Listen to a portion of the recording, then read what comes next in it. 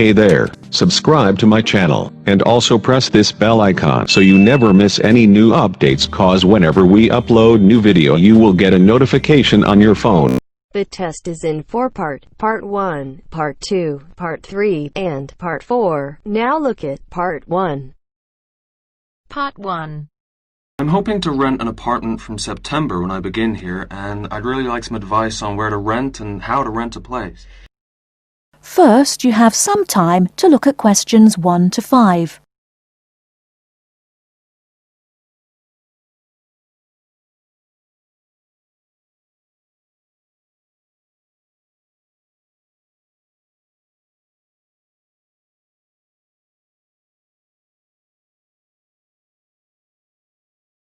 Now we shall begin. You should answer the questions as you listen, because you will not hear the recording a second time. Listen carefully and answer questions 1 to 5. Hi. Hello. How can we help you? Is this the Office of Institutional Real Estate? Yes, sir. My name's Alice Baum, and I'm a university housing supervisor. Oh, good. I wonder if you could help me. I'll certainly try, sir. I'm hoping to rent an apartment from September when I begin here, and I'd really like some advice on where to rent and how to rent a place. Advice on renting in Manhattan. We've got plenty of advice about that. The first thing to think about are the prices. New York is an expensive place to live, and Manhattan is the most expensive place in New York. Everyone wants to be here. In most areas of Manhattan, you'll have great difficulty finding a studio apartment for less than $1,300 to $1,400 per month. But there are areas just outside Manhattan, within a 30 to 40-minute commute, where you can find a decent studio apartment to rent for $850 to $1,000 per month. That's a big difference.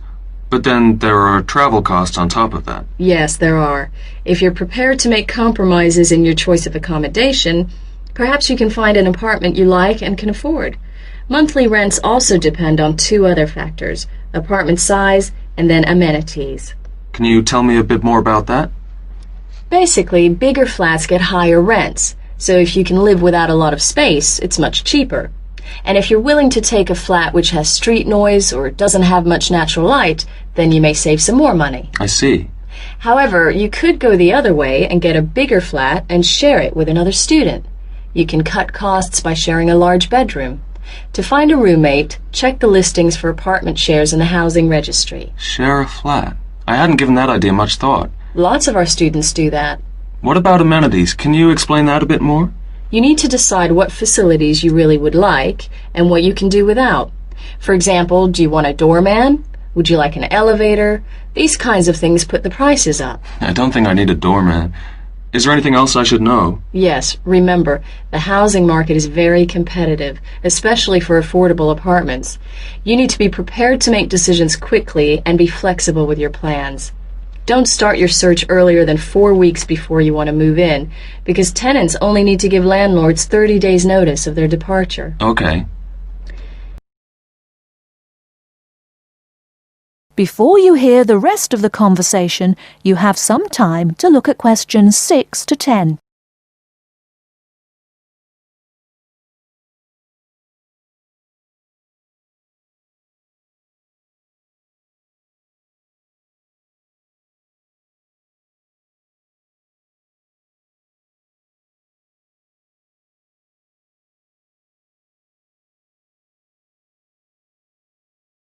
Now listen and answer questions 6 to 10.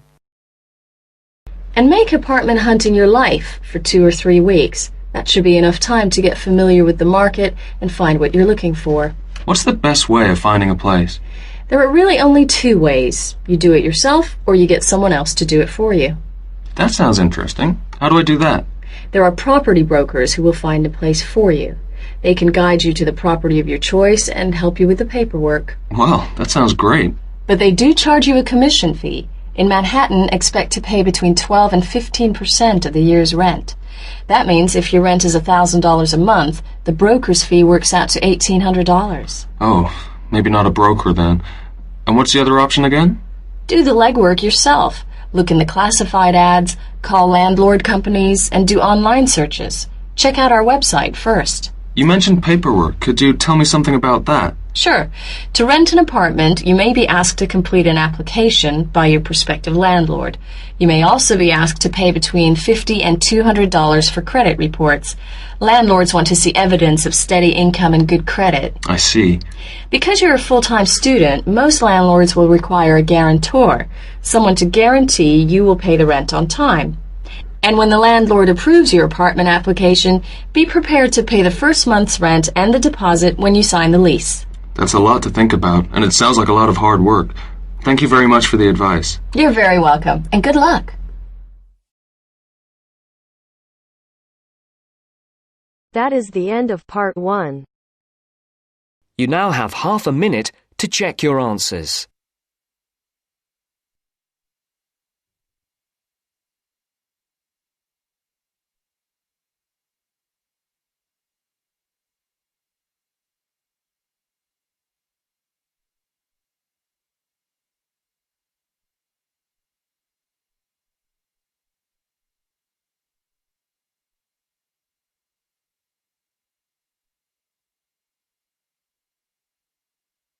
Now turns to part 2.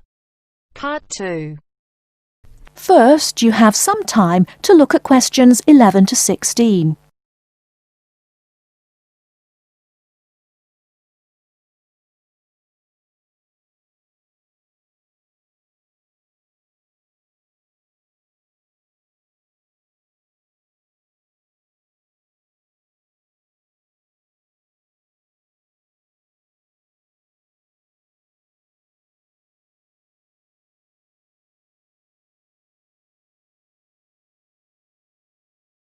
Now, listen carefully and answer questions 11 to 16.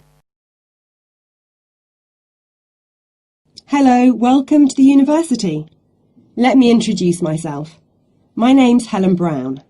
I'm the International Office Administrator, and I'm responsible for looking after students here on scholarships, in particular Chevening scholars. Perhaps you could introduce yourselves to me. Hi, I'm Ansgar from Grasse in southern Austria. And my name is Magali. I'm from a town near Montpellier, France. It's a pleasure to meet you. Pleased to meet you too. Nice to meet you. So, let's get started. I'm going to tell you about the schedule for today. Today is your orientation day at the university, and it's going to begin in half an hour at 10 o'clock with a speech from the Vice-Chancellor welcoming you to the university. That's very nice. Where is it? It's in the main hall on floor 3. Okay, but how do we get there? From here, the International Office, go down the corridor, past the lecture theatre and student common room. Then you'll be at the main entrance and you'll see the lift to your left. Take the lift to floor 3 and the main hall entrance is after the buffet. Okay, floor 3 after the buffet. I can always find my way to food. So we'll be able to find the main hall, no problem. So after the Vice-Chancellor greets the new students, then 30 minutes later, the Mayor will welcome you to the city. Together it should be about an hour, so it's not too much of a drag. And what happens then? After that, you'll have a meeting with a representative of the British Council, and she will brief you on life in Britain and what your sponsor expects, and of course doesn't expect from you. It will be nice to meet them. Is that in the main hall too? No, but it is on floor 3 again. With your back to the main hall, go down the corridor past the labs. Sorry? The laboratories, on your right, and the computer cluster rooms on your left, and at the end of the corridor are seminar rooms 1 and 2. Your meeting is in seminar room 2. Did you mention what time that is? No, I didn't. It's at 11:15 and it should last about half an hour. You'll meet her a number of times during your studies, so it's important to go to that meeting. Okay, I'll make sure Magali is on time. Ansgar, I'm always on time. Very well. Now for the final part of the morning and lunch, you'll be with your department. We're both doing biomedicine. Oh, that's interesting. But we're not sure how to get to our department. Well, you don't need to go very far from seminar room 2. The laboratories and seminar rooms all belong to your department. So basically, you need to turn left out of seminar room 2 and go past the next 2 teaching rooms. Your departmental office is on the left. Will someone be there to meet us? Oh, but of course. At 12 o'clock, the course administrator will meet you at the departmental office and introduce you to members of staff and the head of department, Professor Heanue. Heanue? How do you spell that? Heanue. He will tell you about the department and your course, the coursework and academic life in Britain. Have you both got reading lists? Yes, I have. I'm afraid I haven't. You can get one at that meeting. Then finally, as it's your first day, you'll have lunch with the department staff in the refectory from 1 to 2. Oh, that's really nice. Great. There's just one more thing. In the afternoon, you have the chance to meet other international students in the main hall again, and you can ask them about their time at the university. That's from 2:30 onwards. I'm looking forward to that.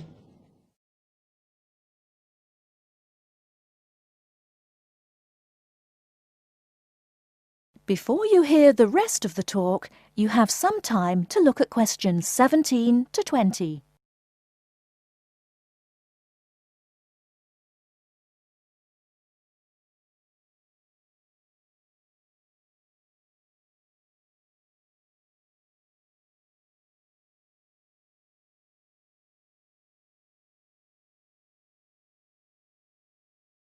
Now listen and answer questions 17 to 20.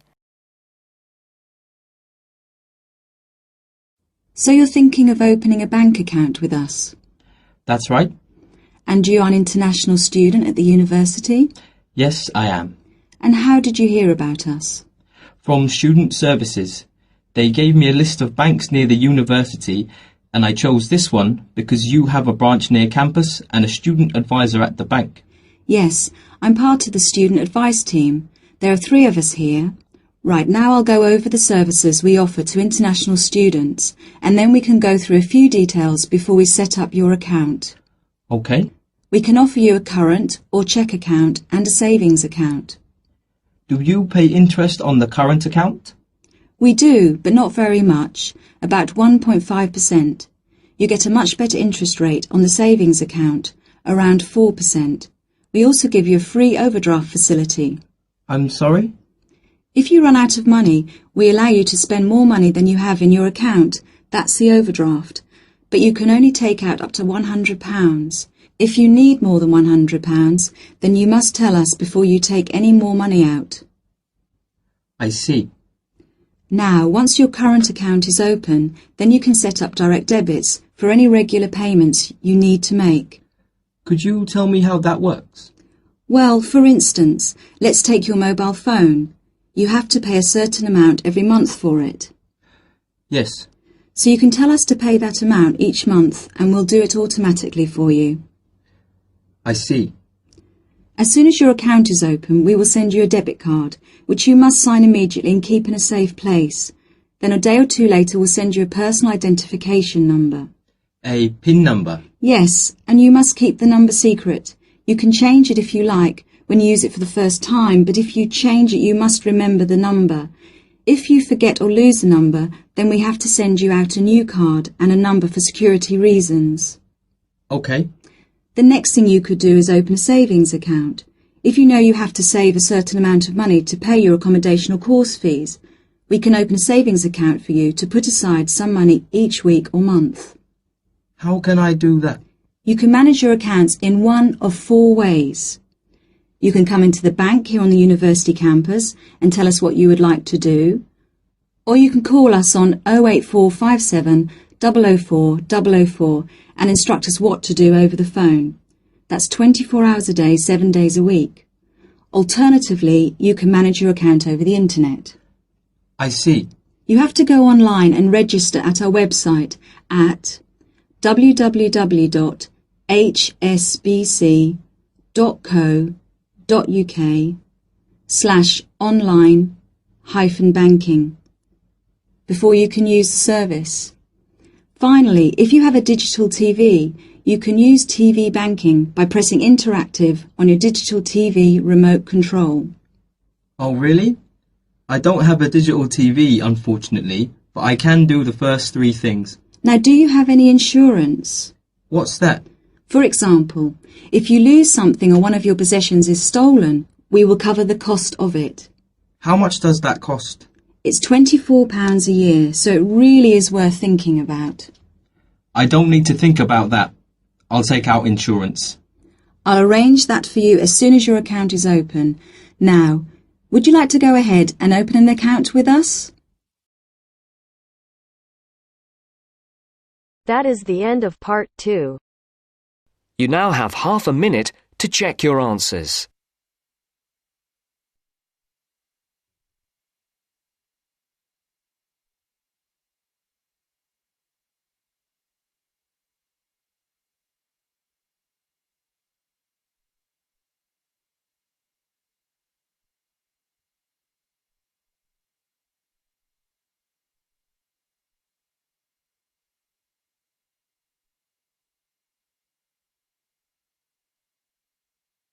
Now turns to part 3.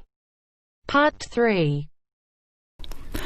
You will hear two business studies students, Evelyn and Mark, preparing for a seminar presentation. Before you hear the conversation, you have some time to look at questions 21 to 25.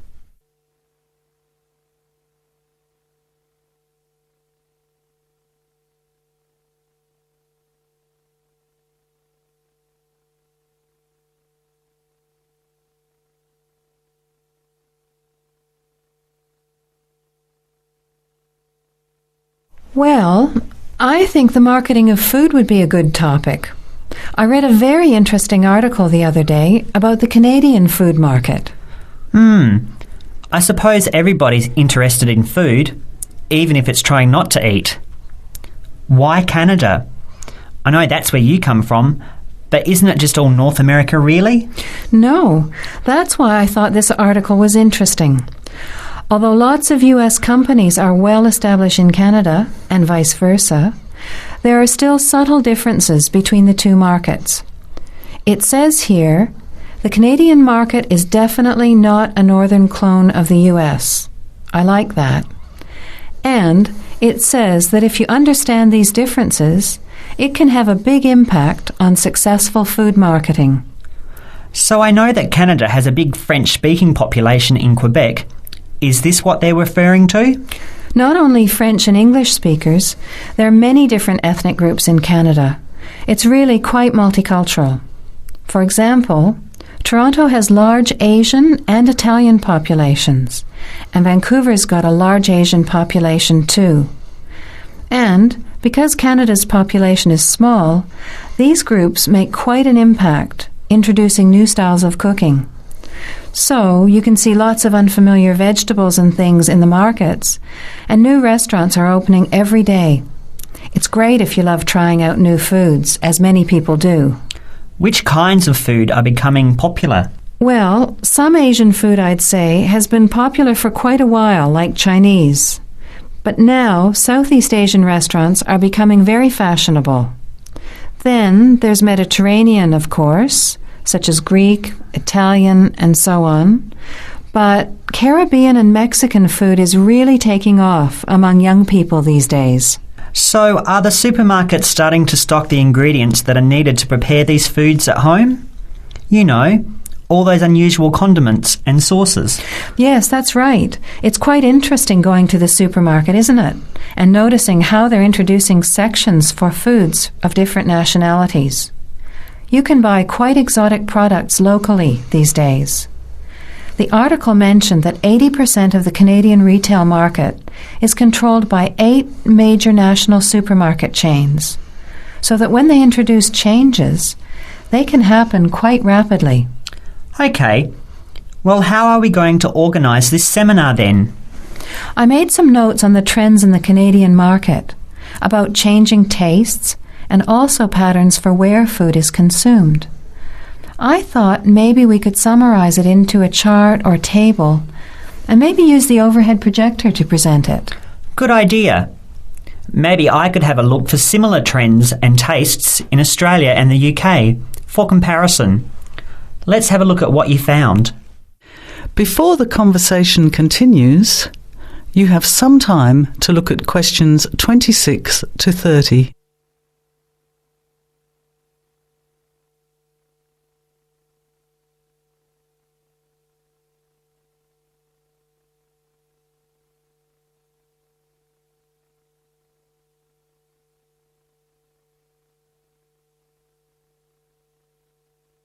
Now, as the conversation continues, answer questions 26 to 30.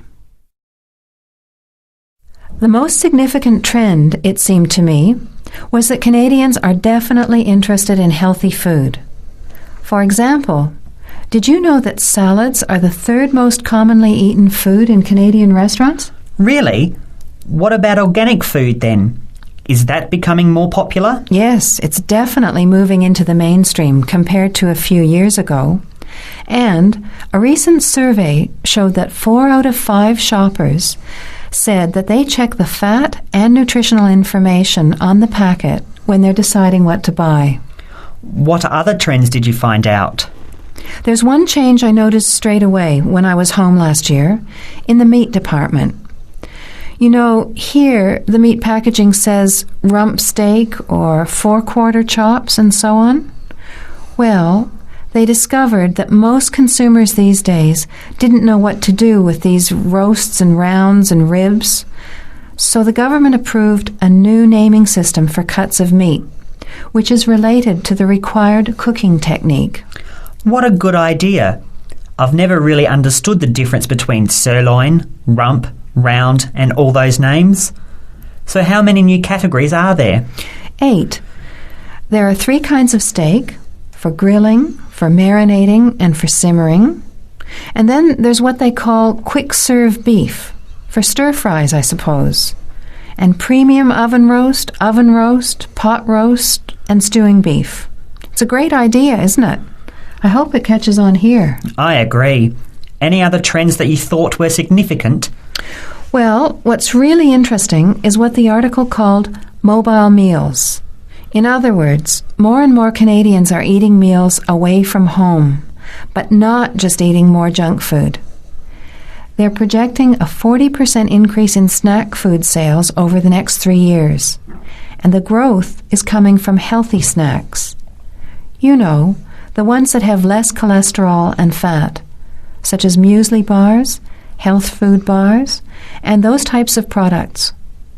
Apparently, in the food marketing jargon, they're called nutritious portable foods, which means healthy snacks.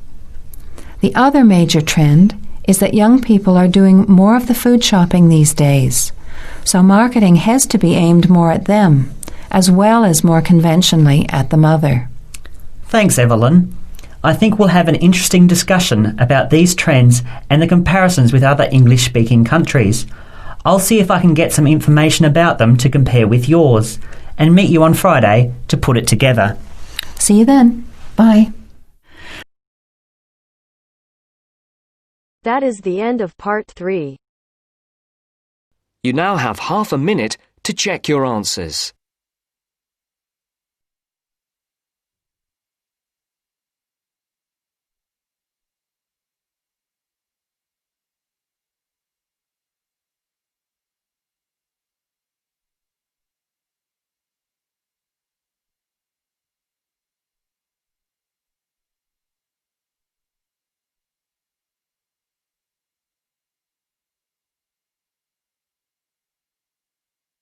Now turns to part 4.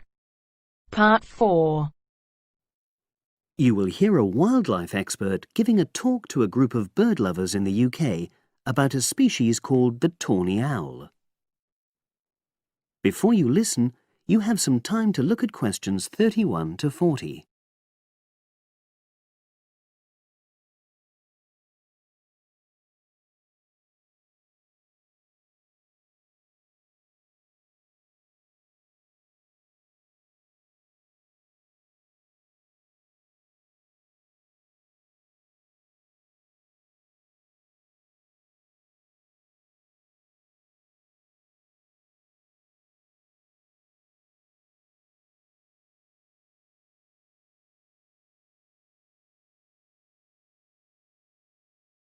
Now listen and answer questions 31 to 40. Good evening, everyone. You're all likely to be familiar with pictures of the tawny owl. Because of all the owl species in the UK, it's actually the most common one. But the chances are that you're more likely to have heard one than actually seen one, as it's also strongly nocturnal. This means that it normally ventures out at night. So, what kind of habitat does the tawny owl prefer? Well, a survey carried out in the 1980s confirmed that this owl is most likely to be found in woodland.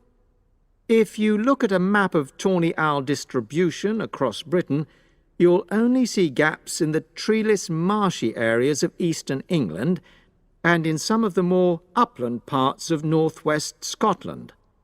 However, you can sometimes find populations of tawny owls in urban areas too, either in parks or in large gardens. The tawny owl shows some obvious adaptations to its natural habitat. For example, both its wings and its tail are short, which helps it to maneuver through the trees. Also, the bird's plumage is a mixture of brown and grey, and this provides suitable camouflage for when the owl perches up against a tree trunk. Then there are its large eyes. The tawny owl's visual capacities are considerably better than those of humans, and although it can't see in complete darkness, it's sufficiently well equipped to be able to navigate its way around woodland on all but the most overcast nights. Another factor that contributes to the tawny owl's success as a hunter is its excellent memory of the layout of different areas.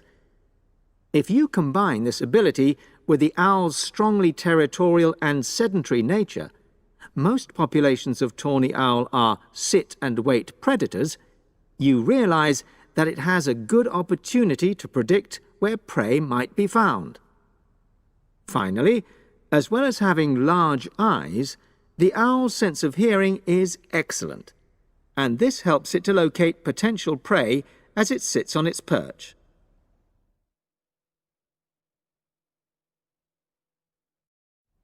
Turning now to the tawny owl's diet. Woodland tawny owls feed mainly on mammals, especially small ones, such as wood mice and bank voles. But they'll also take things like frogs or bats, or even fish, if they happen to be available. In urbanized landscapes, the owls seem to prey more on birds. So there are some differences there. Let's just look briefly now at survival rates in the tawny owl. Young tawny owls face a difficult time once they leave home, and 2 out of every 3 are likely to die within their first year. So, with such high mortality levels, it's a good job that established breeding pairs can produce young over a number of seasons and maximize their chances of passing their genes on to the next generation of owls. I've already mentioned the sedentary nature of the tawny owl, but it's not just adult tawny owls that are sedentary in their habits. Young birds, dispersing away from where they were born, rarely move far. The average distance is just 4 kilometres. There also appears to be some reluctance to cross large bodies of water. The owl is absent from many of the islands around our shores, with only occasional sightings in Ireland and the Isle of Wight off the south coast of England. Right, well, now I'll show you some photographs that have been taken in one or two of the natural...